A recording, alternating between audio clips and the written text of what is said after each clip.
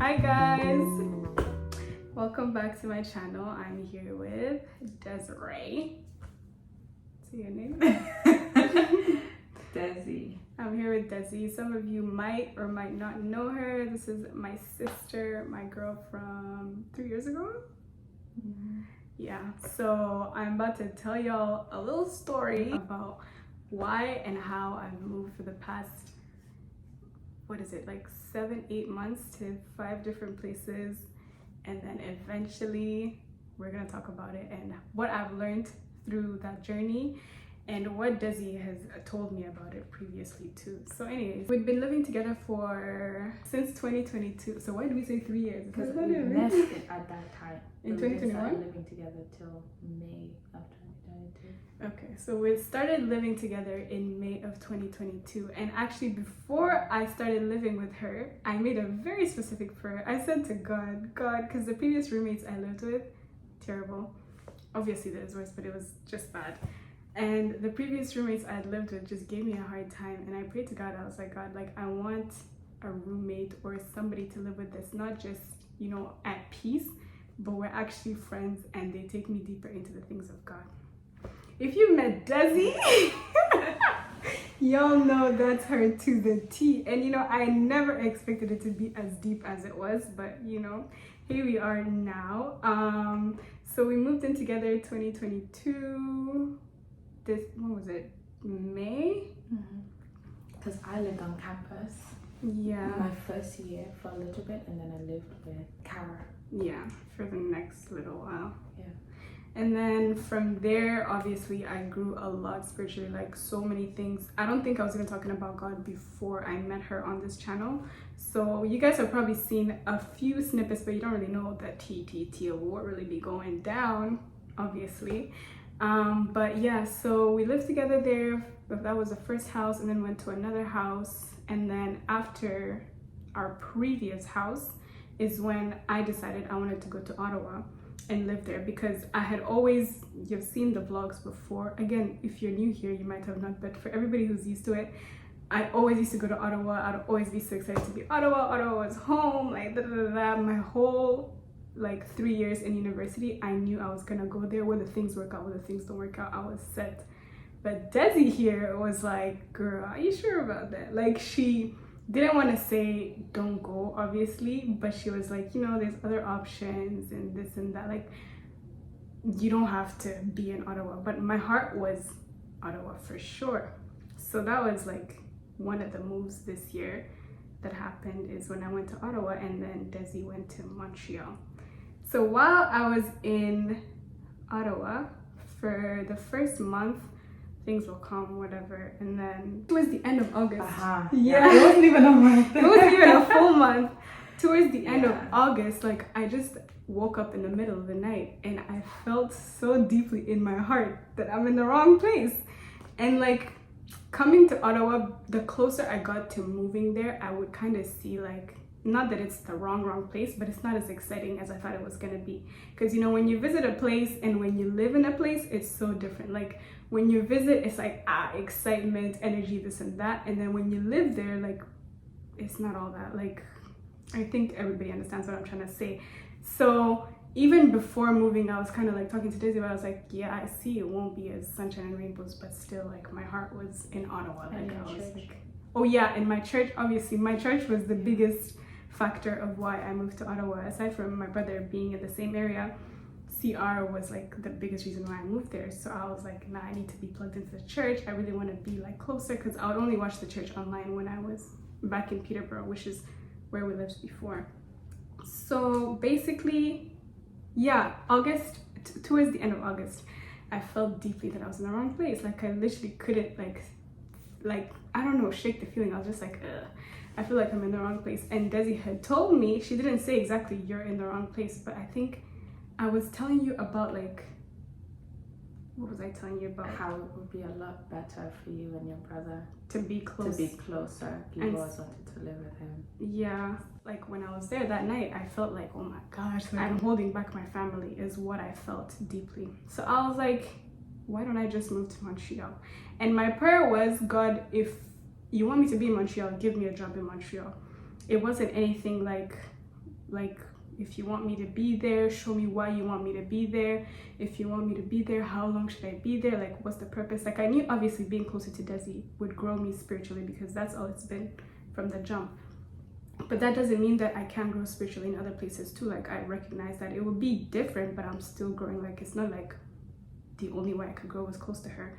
But yeah, so the whole point when I moved here the first time to Montreal was for the job. And the job we did, guys. The job, please tell them about. Oh. No. Anyways, tell them about the job that we had for 2 weeks. It was weird. Yeah. Sales is not what it's supposed to be. Yeah, honestly, it was. And at first, when I came to the place, like, I didn't want to do the job anyways. I was just like, I'm trying to make this money. That's it. That's all.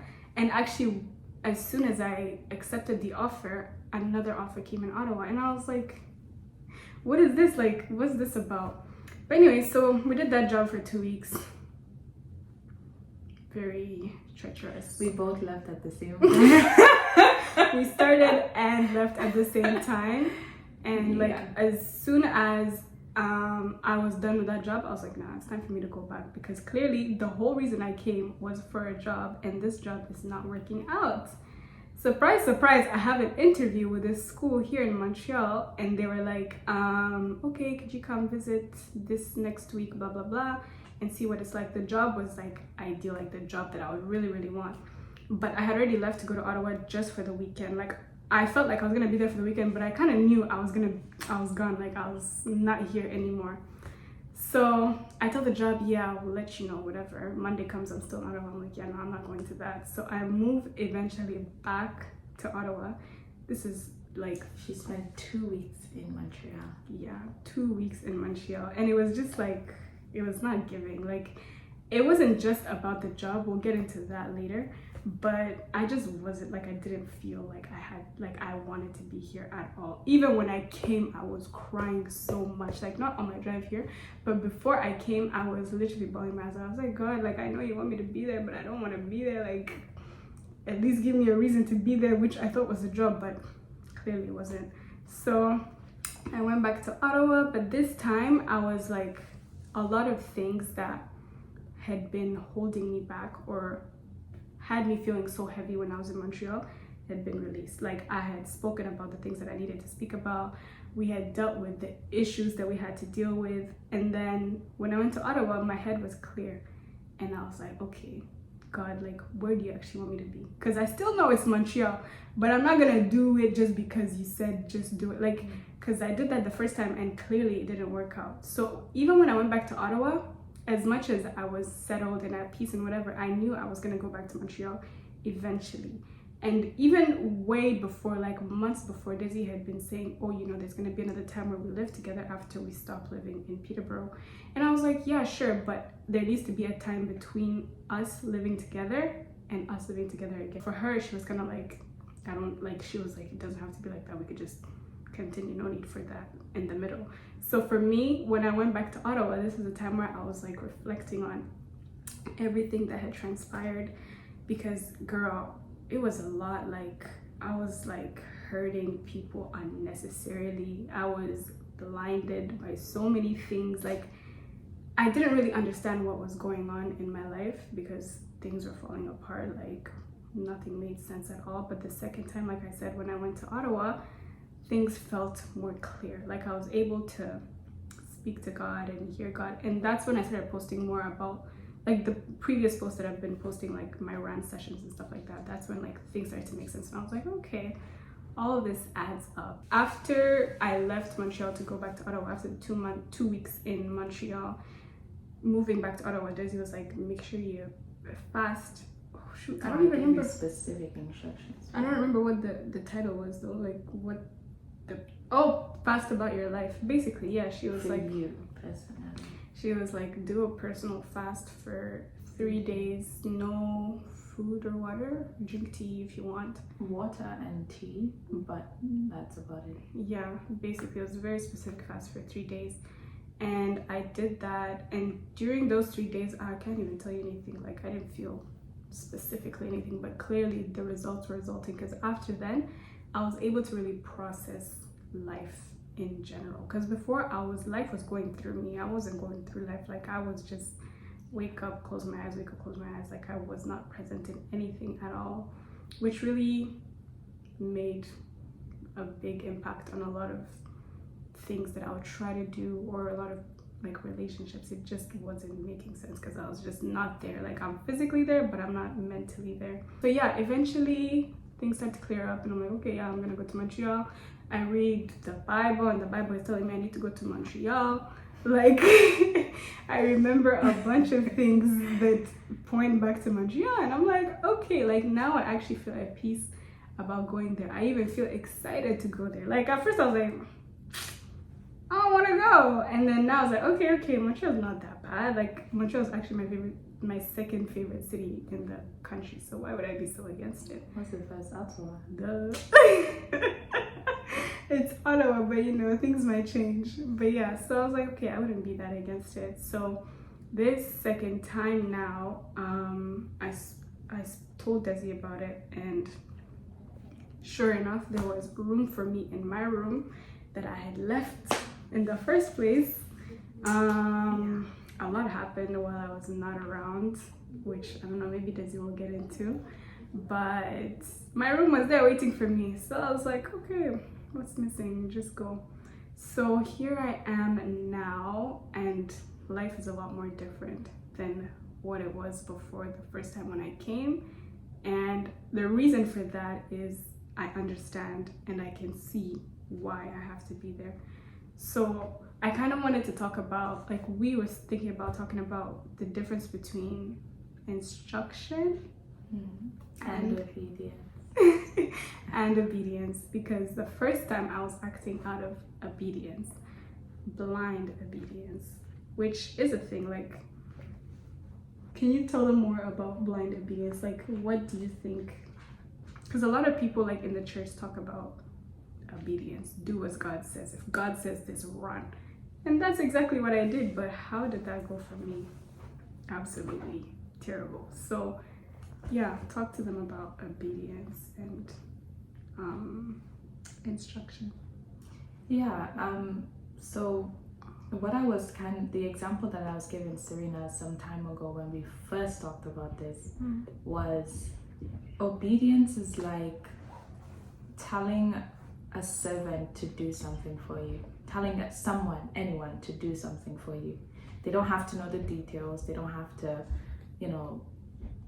like give you any kind of feedback. Just go do this. Yes ma'am, yes sir, it's done. Whereas instruction comes from a place of detail but also consideration for the other person who's doing something.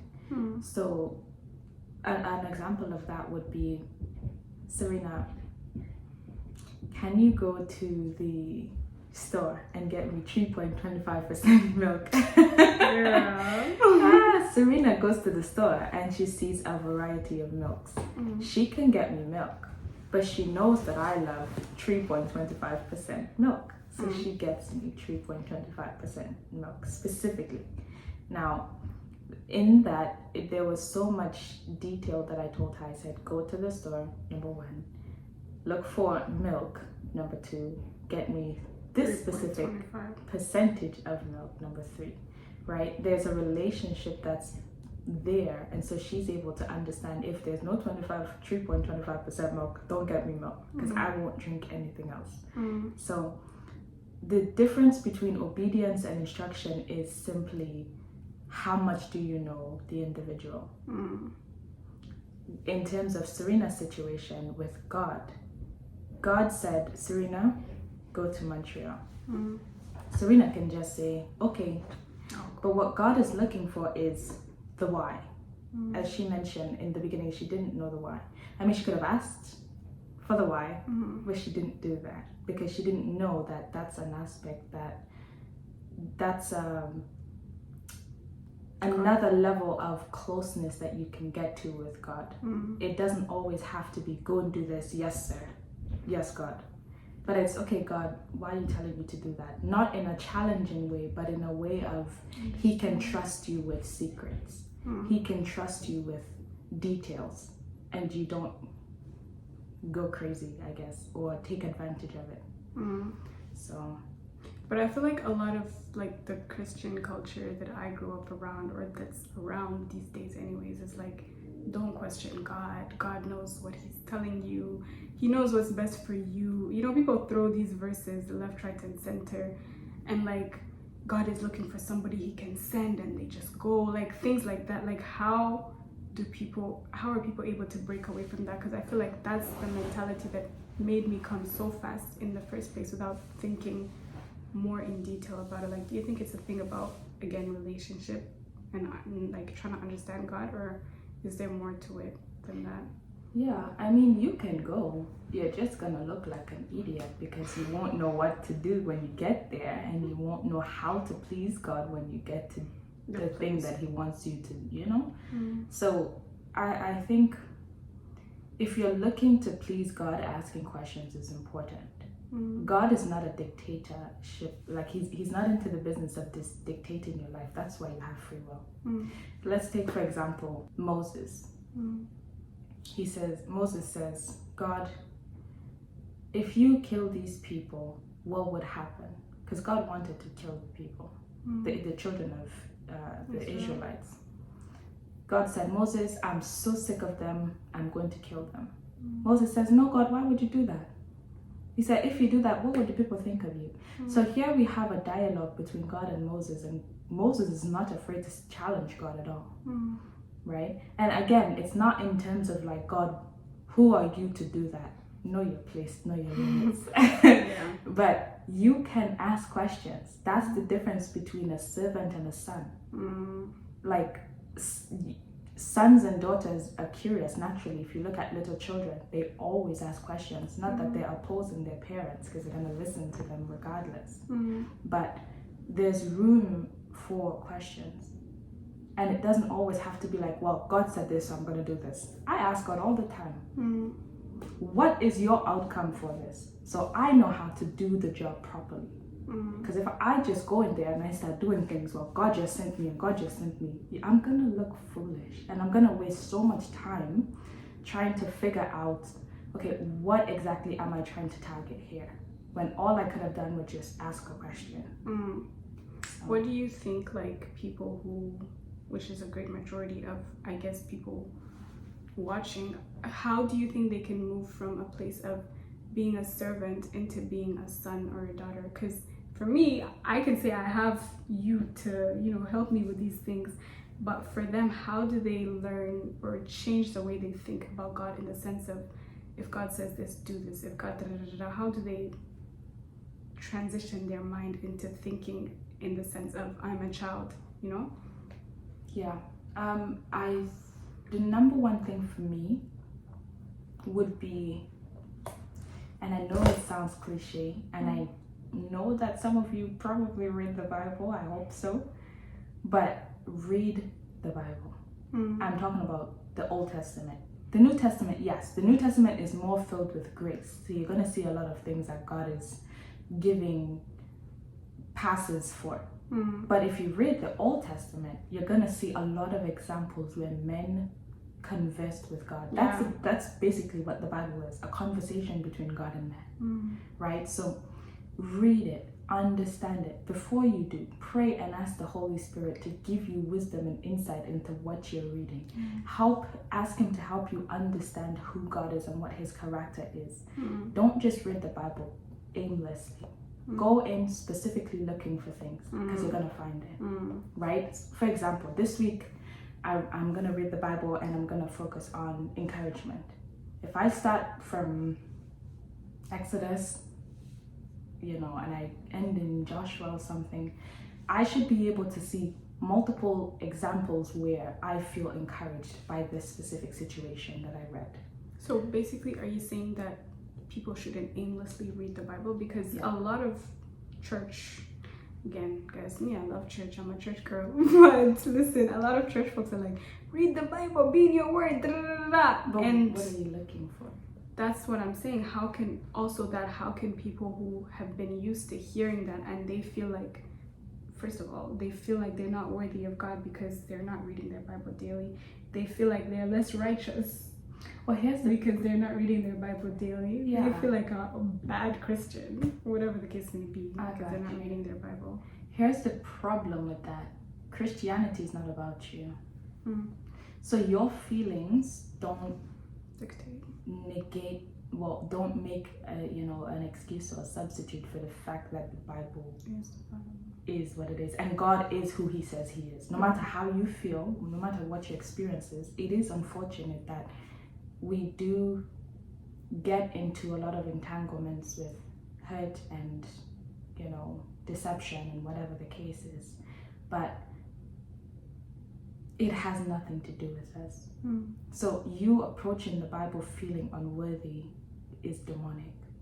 That's not from God at all, because my Bible says there's no condemnation for those who are in Christ, right? Yeah. So if you're feeling like that, you're gonna have to tackle that aggressively, because that's hindering you from understanding the Word of God, and that's hindering you from developing or maturing in the relationship that God has established with you. Notice I said God established with you, not you established with Him. Yeah. You can never build a relationship with God. He came to you first, right? Jesus says, you didn't come to me, I came to you. So understand your place. Understand that it's not up to you. God already made a way for you to come to Him. He already chose you. So whatever you're feeling, you have to really assess that and tackle that, in prayer, for sure. Yeah, and understanding that feelings aren't the end all be all. Yeah. Because in this journey too, I had to learn that, putting feelings as the lens. Yeah, the lens, and the opinion, the opinion that's above God, above the Word, does not help you in any way, shape, or form. Because the way I felt the first time I moved, I was like, I didn't want to come, but I really felt like I had to come, even though I didn't understand what was going on. So I was moved by that feeling of, oh no, like if I don't come, then my family, this is gonna happen to them, and this is this, and this is that, and you know what I mean. And back to what you're talking about, reading the Word and finding your answers in the Word. The first time when I moved, I didn't really read the Bible about it at all. Like I didn't even think to read the Bible and hear, what does God have to say? Because God has spoken. He woke me up in the night. Like, what do you mean I have to read the Bible to understand what He's telling me?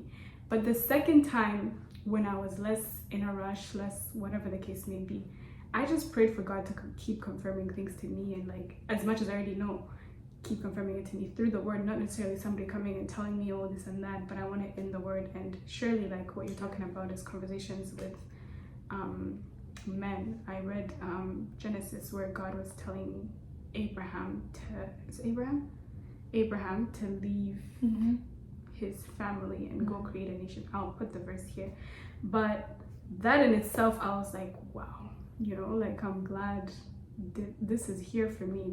You can't tell me this, I just fell on this randomly. Definitely the Word of God will confirm things if you go in with some purpose. Yeah, for sure. Another question I had was, the verse that says obedience is greater than sacrifice. People also use that as a means of forcing people to do what God is telling them to do, whatever the case may be. How would you explain that verse? Okay, we'll put the verse over here. Do you know what it is? Let's even look it up too. It's Samuel chapter 15 verses... First Samuel chapter 15 verses 22 onwards. And specifically, what I'm saying people overemphasize is to obey is better than sacrifice, and to heed is better than the fat of the ram. So we'll put the whole verse here for sure, but you guys can read the whole story when in your own time. But yeah. So what's your question? My question is, how do people stop? How do you explain this to somebody who has an argument as to saying that, well, what we're saying, sure, whatever the case may be, but here it clearly says To obey is better than sacrifice, and rebellion is like the sin of divination. Because you have rejected the word of the Lord. I'm like skipping some things here, but because you have rejected the word of the Lord, he has rejected you as king. So for somebody who might say whatever we're saying sounds like rejecting the word of the Lord, yet the word of the Lord itself, the Bible is telling us to obey is better than sacrifice. You know what I'm saying? Yes. Well, I feel like context is necessary, but again, a lot of these things are taken out of context, so help us out. Yeah, so when they call what we're saying rebellion, what we're saying in terms of what? In terms of wait, ask God questions, this and that, don't just run like I ran. Well, that's not disobedience. Asking questions is not disobedience. But rebellion. That's not rebellion either. It's not saying that. Like, okay, so asking questions doesn't mean you're not going to do, again, what I said about the little children. Little children love to ask questions. It doesn't mean that if their parents say stop, they will not stop. They're gonna ask, why, mommy, why? But they will have to stop. What I'm saying is, for your peace of mind or for your for clarity's sake, ask questions, get instructions. It makes no sense to go on a blind errand. How do you learn if you don't know what you're doing? So that's the reason why I said instruction is greater than obedience. Not saying it's not important. I'm not saying it's disobedience if you ask questions, because God will never be mad at you for asking questions. But it doesn't benefit you, and you don't grow in any way from just blindly doing things. For sure. Yeah. Okay. So using that verse, no one is saying don't do what God is saying to do, but ask a question. He's your dad at the end of the day, your God. And he wants to have that conversation with you. He wants to tell you secrets. He wants to tell you things. And if all you're concerned is, oh my gosh, I have to do this, I have to do this, I have to do this, then how can he really talk to you? And at the end of the day, I don't know about you, but I would rather choose a son or a daughter over a servant any day. I would rather choose a son or a daughter over a servant. Remember, I told you, servant, obedience. Instruction, son and daughter. I'd rather choose a son or a daughter any day than a servant. Okay. Well, so that was the tea, the story about how I got here. We're glad to have her back. I'm glad to be back too. Struggle. Yeah, it was a fight and a half, but you know, praise God for his grace and mercy. Do you have anything else to add on to I do. finish? Like, I wish we had said to them the in-betweens. Of course, we don't have time for that, but that we was can the clearly same see how difficult it was when instructions was lacking. Not followed. Yeah, like not just not followed, but it was just not a conversation. Like, it wasn't a thing that we discussed at all. We definitely saw how difficult things was because if y'all want to hear more about that, let us know though, because we're here, we're sat on this bedroom floor, we're ready to tell you all the tea. For everybody who was ever wondering this relationship, Serena and Desi, guys, the tea is coming. We always say we're gonna release a book, but you know, we might be dropping a few things here and there if you guys are interested. Even if you're not, don't worry, we're dropping it because you know it's gonna help a lot of people. But thank you for joining us. Thanks for being in this video. Is this my second video? No, second sit down video. Yeah. Because the first one was back at 152. Yeah. That was the early days, guys. And my hairstyle did not change. That was I had my locks and it was dyed. It was dyed. That was the genesis. But wow. We'll see you guys for whatever next video comes up, and thank you so much for watching. Bye.